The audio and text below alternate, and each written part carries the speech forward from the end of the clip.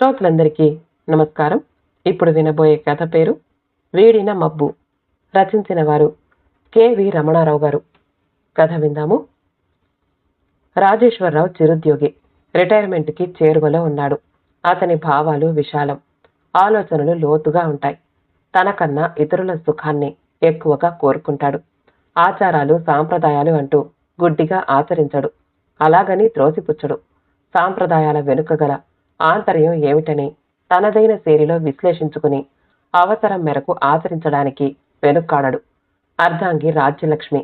ఆలోచన సరళి భర్త భావాలకు పూర్తిగా భిన్నం. సమాజమే ఆమెకు మార్గదర్శి. పదుగురాడు మాటే ఆమెకు పాడి. నలుగురు చేతనే న్యాయం. అనాదిగా వస్తున్న ఆచారాలు సరైనవేనని, అందుకే నేటికి వాటిని ఆచరిస్తున్నారన్నదే ఆమెకున్న దృఢమైన అభిప్రాయం. ఈ కారణంగా దంపతులిద్దరూ వాద సంవాదాలతోనే కాపురం చేస్తున్న అంతిమ విజయం అర్ధాంగి రాజ్యలక్ష్మినే వరిస్తోంది. ఆకాశం మేఘావృతమయ్యింది. బయట సన్నగా తుంపర.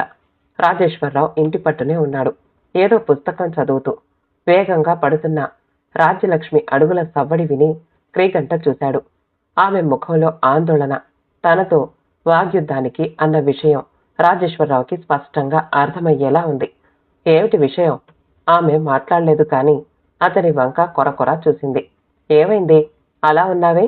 శాంతంగానే అడిగాడు మళ్ళీ. ఎలా ఉన్నాను? కాస్త కటవుగా. కన్నులు ఎరుపెక్కి ఉంటేను రాత్రి నిద్ర పట్టలేదా ఏ? కాస్త వెటకారం జోడించాడు ఈసారి. ఎలా పడుతుందండి మీకే? మీరు హాయిగానే నిద్రపోయారు. మీరు నిద్రపోగలరండి.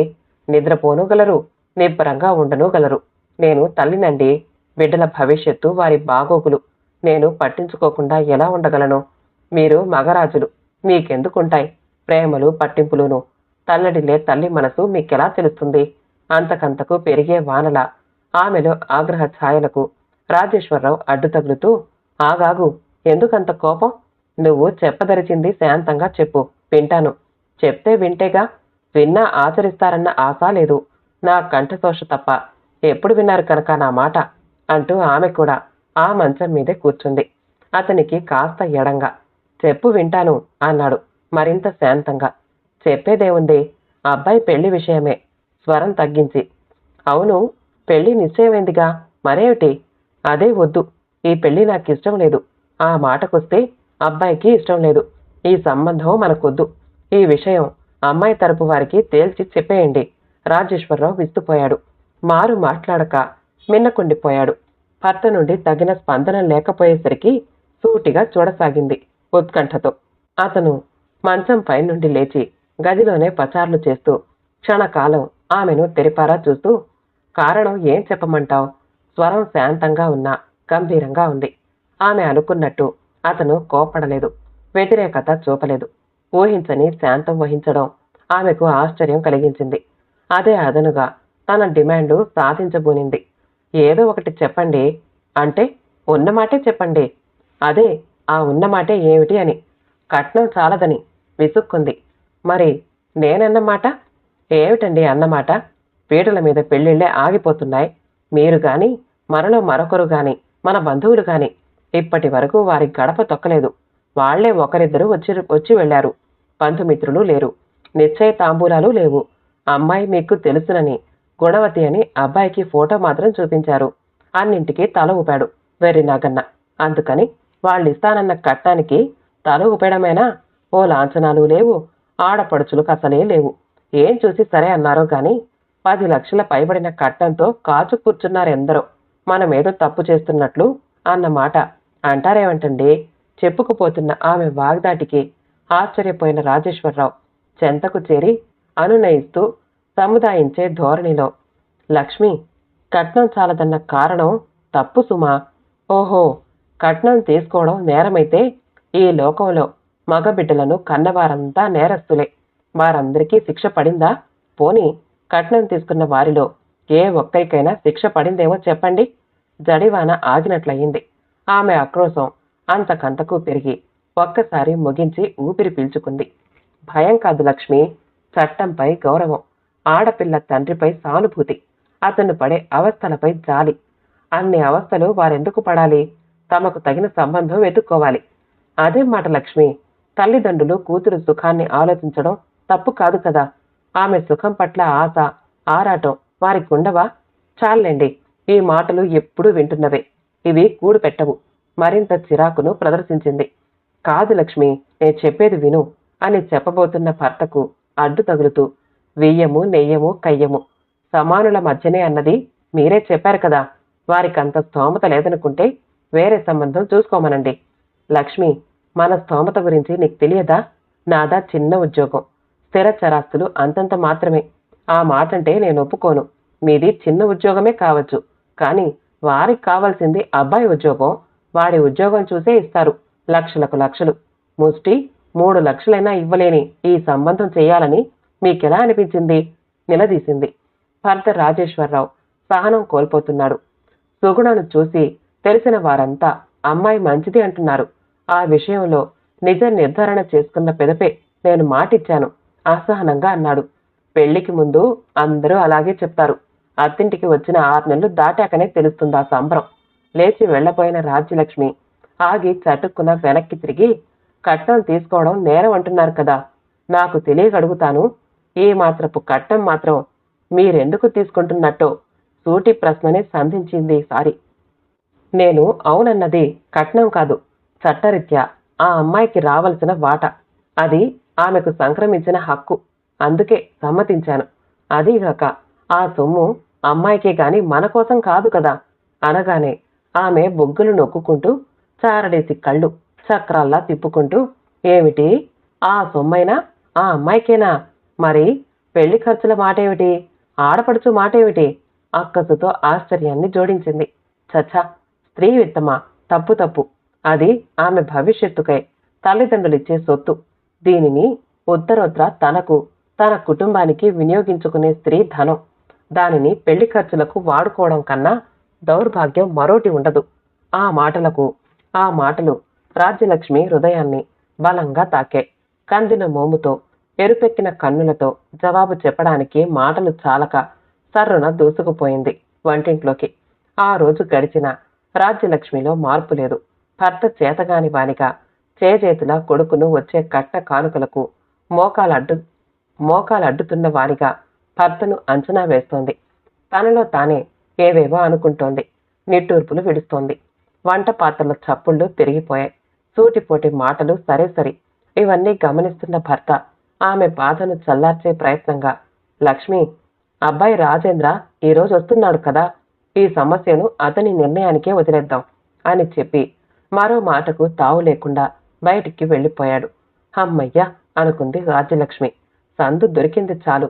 ఇక విజయం తనదేనన్న ధీమాతో ఊపిరి పీల్చుకుంది. కొడుకు రాక కోసం ఆత్రంగా ఎదురు చూస్తోంది. కొడుకు రాజేంద్ర రానే వచ్చాడు. విషయమంతా వివరించింది. అమ్మ మాట అతను మాత్రం కాదంటాడా? కాదనేవాడేనేమో కాని లక్షలు లక్ష్య పెట్టని వాడు బహు అరుదుగా ఉంటారు మరి. రాజేశ్వరరావు ఇంటికొచ్చేసరికి చీకటి పడింది. రాజేంద్రని పలకరించి కుశల ప్రశ్నలు వేసి స్నానం ముగించి భర్తను భోజనానికి పిలిచింది రాజ్యలక్ష్మి. అప్పటికే రాజేంద్ర టేబుల్ ముందు కూర్చున్నాడు. తండ్రి తనయులిద్దరూ భోజనాలకు ఉపక్రమించారు. అబ్బాయి వచ్చాక అన్నారు కదా, వాడి అభిప్రాయం తెలుసుకోండి మరి. సమస్యను సవినయంగా లేవనెత్తింది సారి. రాజేంద్ర, నీ వివాహం నిశ్చయం చేసిన విషయం నీకు తెలుసు. కానీ కట్నం తక్కువనే కారణంతో అమ్మ ఈ సంబంధం వద్దంటోంది. అన్ని కోణాల్లోనూ ఆలోచించి చేసిన నిర్ణయం నాది. నువ్వు అవును అన్న తర్వాతే నా నిర్ణయం వారికి చెప్పాను. ఇప్పుడు మరోసారి నీ అభిప్రాయం తెలుసుకోవాల్సిన పరిస్థితి వచ్చింది. నీ ఉద్దేశం విస్పష్టంగా చెప్పు. తుది నిర్ణయం నీదే అన్నం కలుపుతూ అన్నాడు రాజేశ్వరరావు. కొంతసేపు నిశ్శబ్దం. ఆ తర్వాత, అమ్మాయి గుణగణాల విషయంలో సరేనన్న మాట నిజమే, కాని కట్నం చాలా తక్కువ.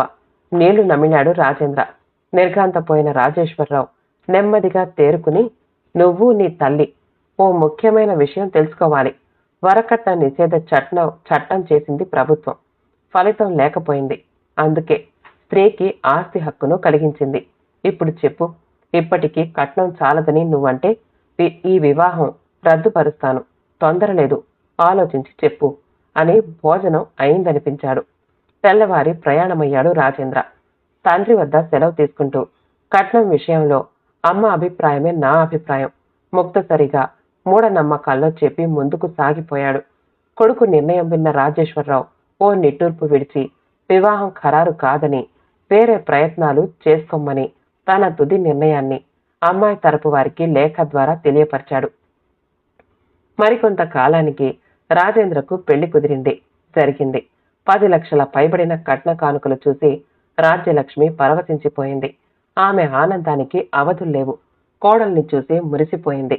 ఆమెను కాలు కింద పెట్టనీయక సమస్త సహాయాలతో పాటు షోడశోపచారాలు చేస్తోంది రాజ్యలక్ష్మి. అప్పటికే రాజేశ్వరరావు రిటైర్ అయ్యి ఇంటి పట్టునే ఉంటున్నాడు. రాజేంద్ర ఉద్యోగం దగ్గరలోనే కావడంతో ఆ కొత్త దంపతులు కూడా తల్లిదండ్రులతోనే ఉంటున్నారు. రాజేంద్ర భార్య కల్పన గడసరి గయ్యాలి, అంతేకాదు పిసినారి కూడా. మంచి ఉద్యోగంలో ఉన్న మగనితో వేరే కాపురం పెట్టేదే. కానీ అన్నీ తానై అత్త సమస్త సేవలందిస్తూ ఉంటే అద్దె కొంపకు పోదు. అద్దె దండగతో పాటు పని మనిషి మరీ దండగా. అందుకే అత్త చేత వెట్టి చాకిరీ చేయించుకుంటూ తను పెత్తనం చేయసాగింది. కాలం గడిచిపోతోంది. రాజ్యలక్ష్మి ఆరోగ్యం పాడయింది. బీపీ పెరిగింది. కాలు జారింది. ఎముక విరిగింది. మంచం పట్టింది. లేవలేని స్థితి.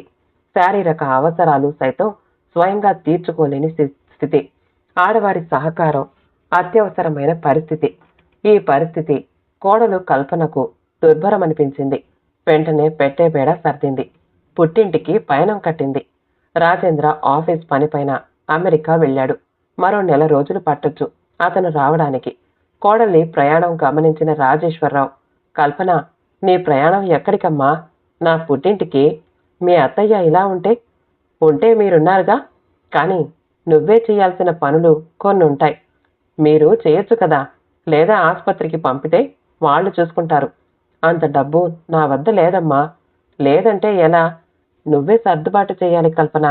సర్దుబాటు చేయడానికి మీరు మాకిచ్చిన మూటే ఉంది.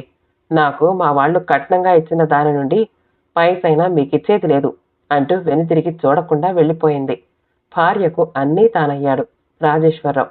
ఇరుగు పొరుగు సహకారంతో వైద్యం చేయిస్తూ రాజ్యలక్ష్మి కోలుకునేలా చేశాడు. రాజ్యలక్ష్మి జరిగిన సంఘటనలు నెమరు వేసుకుంటోంది. ఆమె మనసులో ఏదో అలజడి గతమంతా కళ్ల ముందు తిరుగుతోంది. అస్తవ్యస్తమైన ఆలోచనల వలయంలో ఉండే కూరలు తరుగుతోంది. వదినా, వదినా, ఎక్కడున్నావు అంటూ పక్క వీధి నుండి వచ్చిన కాంతమ్మ గారి పిలుపు వినిపించుకోలేని స్థితిలో ఉన్న రాజ్యలక్ష్మి చెంతకొచ్చిన కాంతమ్మను చూసి ఈ లోకంలో పడింది. అదేంటొదినా అంత పరధ్యానం? ఈ మధ్య ఊర్లో లేను.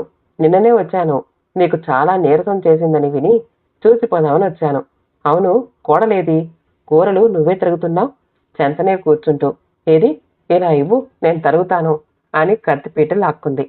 కోడలు పుట్టింటికి వెళ్ళిందమ్మా, చెప్పింది నిర్లిప్తంగా. అవునమ్మా, విన్నాను. మంచం మీదుండగానే వెళ్ళిందటగా. ఏం చేస్తాం, చేసుకున్న వాళ్ళకి చేసుకున్నంత. ఆనాడు ఆ సంబంధం కాదు పొమ్మన్నారు. అదే వదినా, మా అమ్మ వాళ్ళ ఊరి నుండి వచ్చిన సంబంధం. అదే ఆ అమ్మాయి సుగుణ, చక్కదనాల చుక్క. కాదని పెద్ద తప్పు చేశావు. ఆ అమ్మాయిని మన ఊరే ఇచ్చారు. అమ్మో, ఎంత వినయం, ఎంత గౌరవం, భయభక్తులు, ఆ పని పాటలు. ఏమని చెప్పేది? అత్తామామలను కాలు కదపనీయదు. అన్నీ తానే చూసుకుంటూ వారితోనే కాదు ఊరి వారితోనూ శభాష్ అనిపించుకుంటోంది అని ఆమె అప్పటికే ఆలోచిస్తున్న గతాన్ని మరింత లోతుగా తవ్వింది కాంతమ్మ. రాజ్యలక్ష్మి గతాన్నే ఆలోచిస్తోంది. అలా ఆలోచిస్తూనే ఉంది. రాత్రయ్యింది. అర్ధరాత్రయ్యింది. నిద్ర రాదు. కనీసం కన్నులు మూతపడడం లేదు. ఆమెలో ఏదో సంఘర్షణ పక్కపై పలుమార్లు అటూ ఇటూ దొర్లుతోంది. ఉచ్ఛ్వాస నిశ్వాసలు దీర్ఘంగా ఉన్నాయి. కన్నీటి చారికలు కనీ కనిపించని రీతిలో ఉన్నాయి. కరెంటు పోయింది. లేచి కూర్చుంది. తడబడుతూ తడుముకుంటూ అడుగులు వేస్తూ పక్క మంచంపై ఆదమరచి నిద్రపోతున్న భర్తను లేపబోయింది. కాని వెనుకాడింది. రాజేంద్ర పెళ్లి విషయం, సుగుణతో భర్త చేసిన నిర్ణయం, తాను కట్నం చాలదు అనడం, భర్త చేసిన ఉపదేశాలు, కోడలి ప్రవర్తన తలచి తలచి బావురుమని ఏడ్చేసింది. ఆ సవ్వడికి మేలుకున్న భర్త, ఏమిటి లక్ష్మి, ఏం జరిగింది అని ఆందోళనగా అడిగిన భర్తను అమాంతం కౌగిలించుకుని తనివి తీరా ఏడ్చింది. చివరికి కన్నులు తుడుచుకుని, ఏమండి, ఆ రోజు ధనం కన్నా గుణమే మిన్న అని మీరన్నారు. దాని అర్థం ఈనాటికి తెలిసిందండి. నన్ను క్షమించరు అంటూ అతని ఎదపై వాలిపోయిన భార్య వెన్ను నిమురుతూ ఉండిపోయాడు రాజేశ్వరరావు. కథ సమాప్తమండి. కథ నచ్చితే మా ఛానల్ని లైక్ చేయండి, షేర్ చేయండి, సబ్స్క్రైబ్ చేసుకోండి. మళ్ళీ కలుద్దాం ఇంకో మంచి కథతో.